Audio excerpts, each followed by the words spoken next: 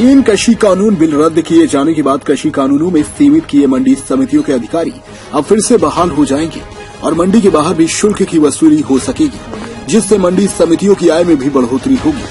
केंद्र सरकार के स्तर से तीनों कृषि कानून समाप्त किए जाने की अधिसूचना के बाद राज्य के मंडी निदेशक ने भी इससे संबंधित आदेश जारी कर मंडी परिषद का पुराना मंडी अधिनियम प्रभावी कर दिया।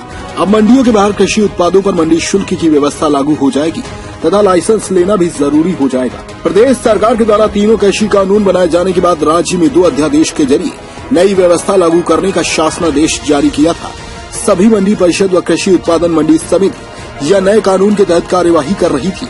वहीं केंद्र सरकार ने किसानों का आंदोलन समाप्त करने के लिए 1 दिसंबर से तीनों कानून दिए जाने की अधिसूचना जारी कर दी थी। इसी के आधार पर मंडी निदेशक ने केंद्र की अधिसूचना का संज्ञान लेते हुए प्रदेश में 3 कृषि कानूनों की वजह या प्रभावी व्यवस्था को समाप्त कर पुरानी व्यवस्था पर अमल संबंधी आदेश जारी कर दिया। पिछले वर्ष बनाए गए कृषि कानूनों के साथ ही मंडी समितियों के अधिकार सीमित कर दिए थे, क्योंकि किसानों को मंडी शुल्क से छूट दी गई थी।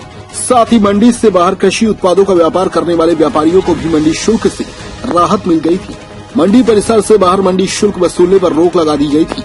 मंडी शुल्क घटकर आधे से भी कम रह गया था।